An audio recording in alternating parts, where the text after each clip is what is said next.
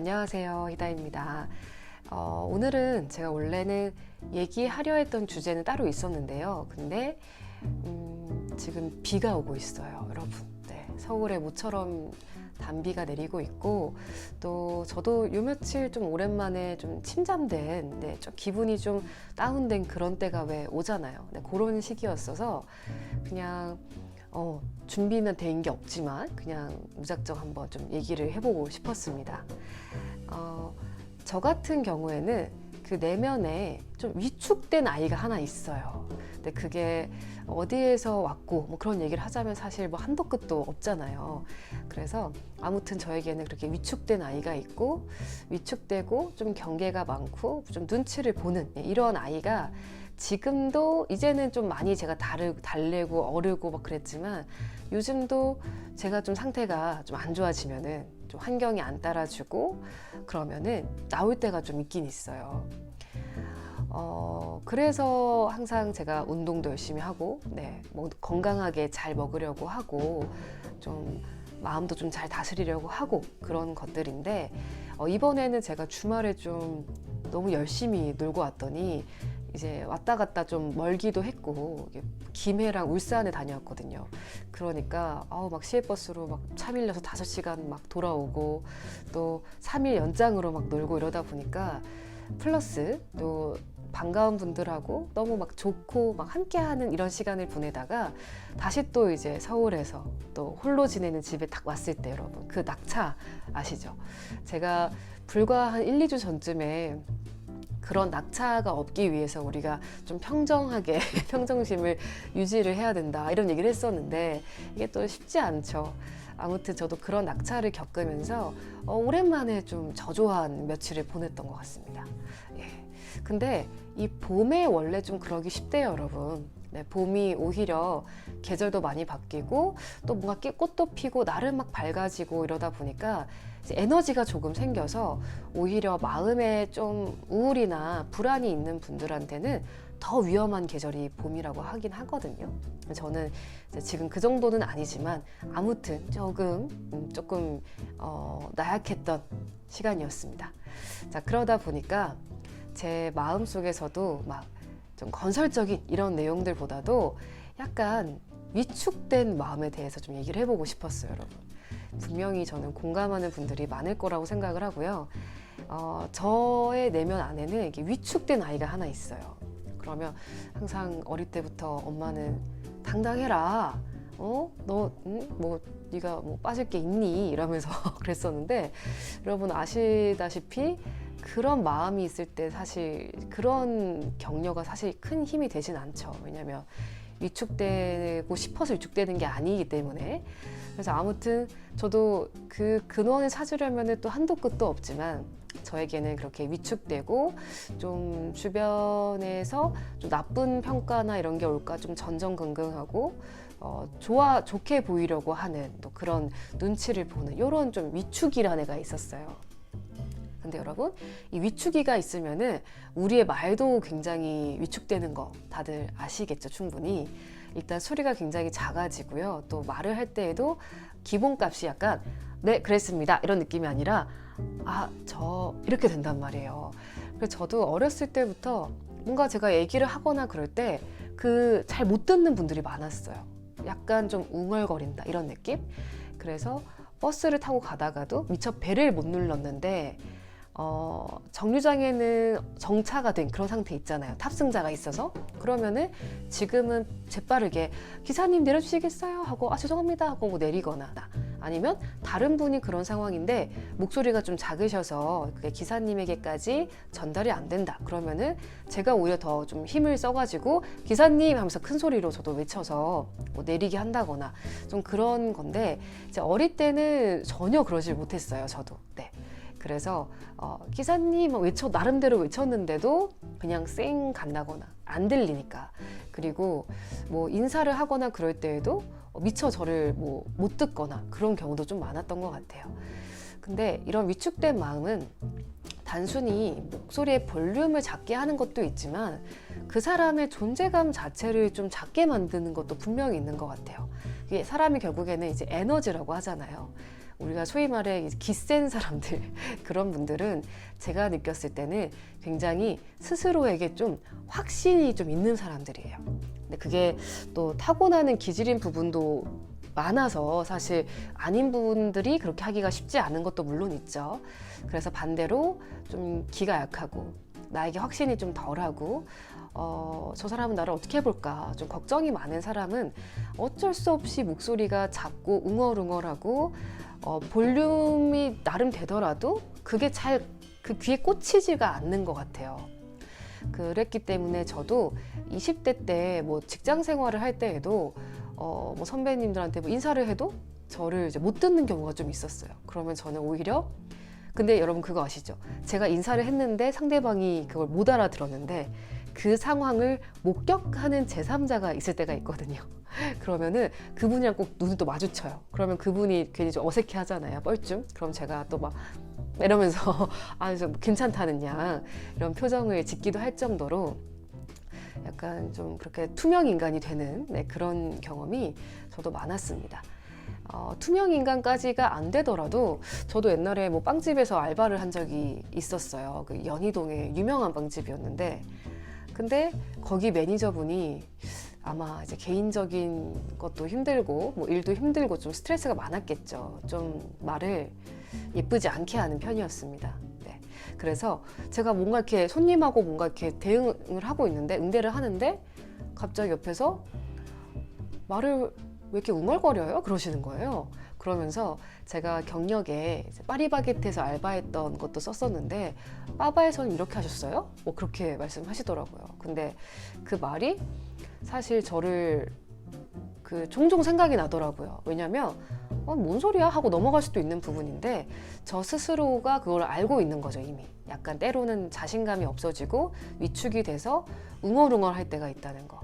말끝을 좀 흐릴 때도 있고 눈치를 보다가 해야 될 말을 못할 때도 있고 화를 낼 상황에서 못 내기도 하고 막 그럴 때가 좀 있는 거를 스스로 알고 그거를 답답하게 여기고 있으니까 그 말을 들었을 때 그 오랫동안 좀 상처가 되더라고요. 아무튼 거기는 이제 금방 그만뒀어요. 네.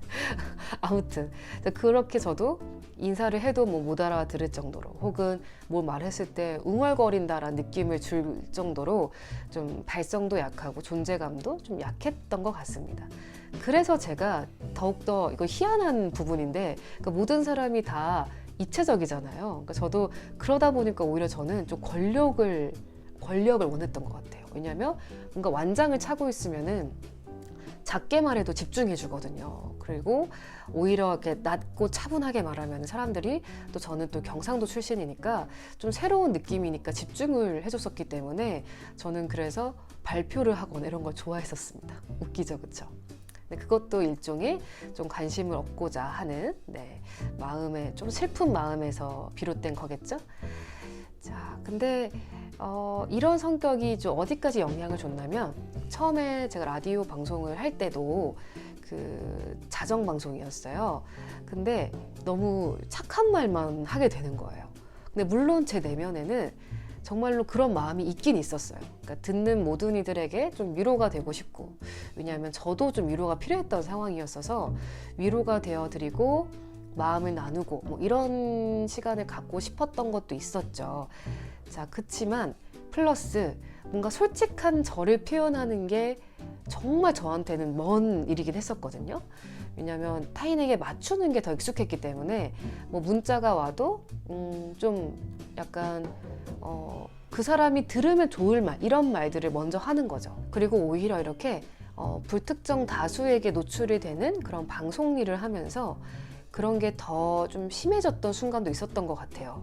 예, 가뜩이나 뭐 저의 주관을 막 팍팍 말하고 이러는 거 좀 어려워했었는데 또 라디오가 사실 청취자들에게 DJ가 좀 뭔가 행복이나 이런 걸 또 드려야 되는 그런 역할도 있잖아요. 그러다 보니 조금 더 좀 더 착한 콤플렉스가 있었던 게 아닌가. 그래서 말도 되게 조심스러울 수밖에 없어요. 그러면은 그래서 뭐 지금 같았으면은 여러분 그런 것 같습니다 할 것을 옛날에는 그랬던 것 같습니다. 뭐 그런 면이 뭐 있기도 한 것 같죠. 뭐 이렇게 많이 돌려 말하는 그런 것도 많았던 것 같아요. 하지만 그 누구에게나 되게 성장의 기회가 또 오잖아요. 그러니까 저는 그게 또 이제 라디오이기도 했던 것 같아요. 그리고 너무 고마운 선배가 계셨죠. 저랑 같이 방송을 하면서 저한테 나야 그럴 때는 좀 그냥 시원하게 말해 뭐 이런 거 있잖아요. 그래서 예를 들어서 어떤 청취자분이 좀 타박받을 만한 그런 말을 했는데 제가 그날도 마찬가지로 그런 거에 대해서 말은 안 하고, 왜냐면 그런 감정이 들지도 않아요, 실제로 정말로. 그러면은 네, 좀 힘드셨겠다, 네, 이렇게 그분에게 공감만 해주고 있는 거예요. 그래서 선배가 그 방송 끝나고 나니까 선배가 다희야, 그럴 때는 그렇게 하시면 어떡해요? 이렇게 할 줄도 알아야 된다고. 그게 더 좋은 걸 수도 있다고 라고 하시는 거예요. 그래서 그때 너무 저는 댕하게 머리에 뭔가 맞은 것 같은 그런 느낌이 있었고, 또 그렇게 투명하게 소통할 수 있는 소중한 사람들을 이제 곁에 이제 두게 되면서는 저도 조금씩 뭔가 허물을 좀 더 벗게 된 것 같았어요. 그러니까 위축된 마음이 있으니까 그만큼 이제 가면이 두꺼워질 수밖에 없잖아요. 예쁨 받고 싶고 남들이 나를 미워하는 게 힘드니까. 근데 정말 내가 어떤 모습을 보여도 괜찮겠구나, 나를 사랑해 주시겠구나, 이런 마음이 들고 좀 안심을 하게 되고, 그런 관계 경험을 쌓으면서 조금씩 저도 이제 과감해지게 된 거죠. 그리고 플러스 또 20대 중반에서 이제 후반이 되고 여러 경력도 쌓이고 일도 많이 하면서 이제 소위 말해 맷집이 저도 좀 커지면서 조금씩 좀 위축되고 구겨졌던 저의 모습을 좀 펴나갈 수 있었던 것 같아요. 자, 더불어서 이때 저한테 좀 도움이 됐던 거는 그 발성 발음 연습이었거든요. 제가 중간에 그 라디오 DJ 한 3, 4년 차쯤 됐을 때 그 보이스 트레이닝 스피치 강사로 한 학원에서 이제 일을 하게 됐어요. 왜냐하면 제가 가르치는 일을 좋아하다 보니까 한번 해보자 이렇게 생각이 들어서 해봤는데 되게 잘 맞더라고요.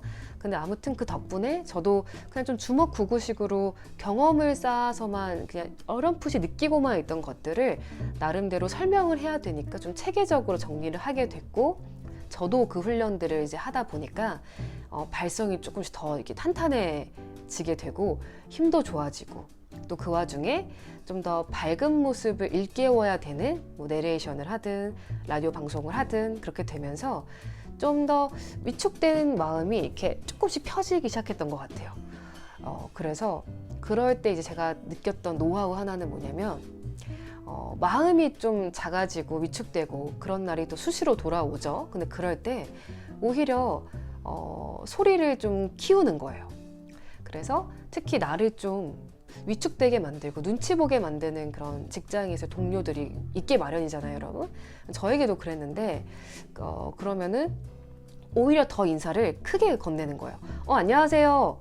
선배님 안녕하세요. 이렇게 먼저 건네는 거예요. 그러면은 일종의 그것도 귀에 안 눌리기 위한 저의 어떤 방편이었던 거죠.